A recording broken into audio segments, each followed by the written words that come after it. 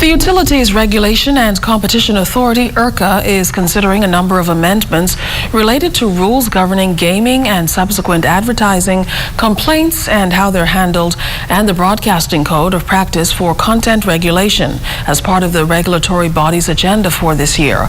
U.R.C.A held a town meeting at the University of the Bahamas Choices restaurant last evening to generate public feedback. U.R.C.A's Director of Electronic Communications, Carlton Smith, says a concern raised during the last general elections came after one of the polls in the Elizabeth constituency remained open beyond 6 p.m., raising questions over when election results should be announced.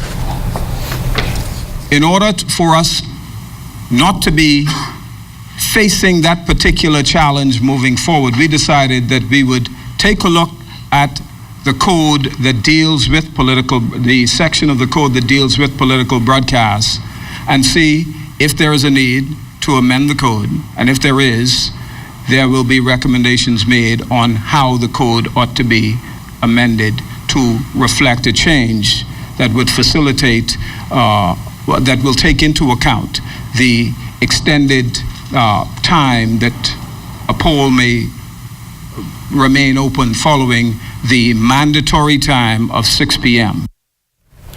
U.R.C.A's Chief Executive Officer, Stephen Barreau, says as U.R.C.A's work touches the public daily, the mission is about improving lives through effective utilities regulation. If we do not know what you want us to improve, we cannot do the work. We know there are many things you want us to do, and we hear it in the press, we see it in the press, we hear it in the media. But the way our process works is we really do need specifically to say, this is our plan, and what do you think of our plan? What do you think we should do? Are our priorities wrong? Are there areas we should focus more strongly on? Are there areas that are not important to the public that perhaps we can reduce priority? We know what our operators think, but we do not know what you think.